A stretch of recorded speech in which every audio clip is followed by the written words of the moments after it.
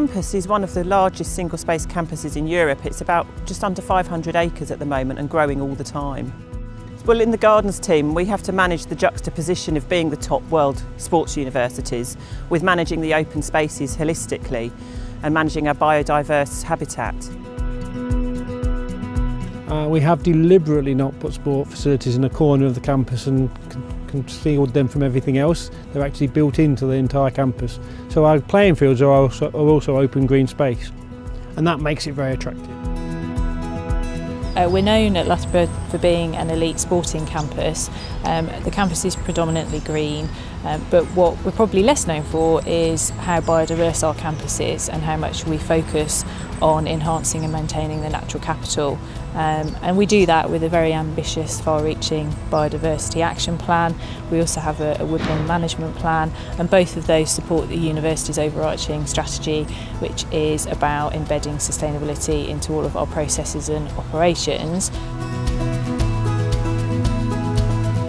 What's beautiful about our playing pitches is we do very much recognise the importance of making them sustainable. And very well looked after, but very sensible use of maintenance equipment, brown watering systems, irrigation isn't using any fresh water. We have lots of experimentation going on. So for example, we work with cricket. We've introduced some hybrid cricket wickets. That's mixing synthetic and grass surfaces to make them much more durable. So we're getting more games out of pitches than anybody else. It's just a very exciting place to be a student, to work here.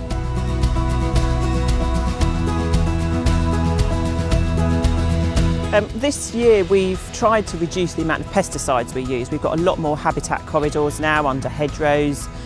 We do a lot less mowing. We mow rides in wildflower areas instead of mowing the whole lot. So it looks managed, but it's actually got the wildlife habitat going on.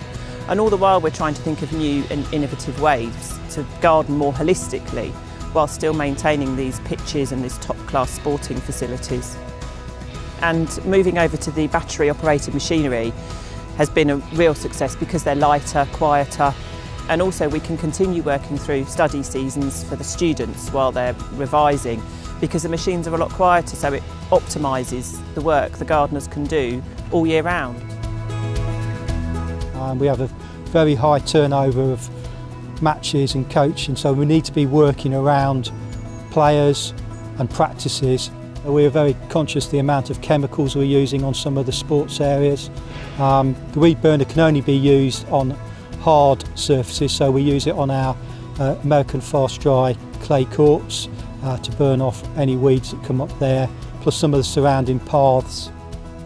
We've also been using different cultivars of grass seed, which are more drought tolerant. Students can access both the informal areas and formal areas for their training, but it also means that we're able to build in other projects around things like the Fruit Roots project, which is much more community-led. There's lots of spaces and areas where students can go and relax, they can study, but they can also play informally. One of the things we're really keen to do is to look at the opportunities for creating a living laboratory and demonstrating on campus where we can if there's any connection between teaching, research and operations, and also extending that if we can to educational outreach. And the way that we're doing that here is by using one of our woodlands as a research forest, but we're also working with a local nursery and they have a forest school now within our woodland as well.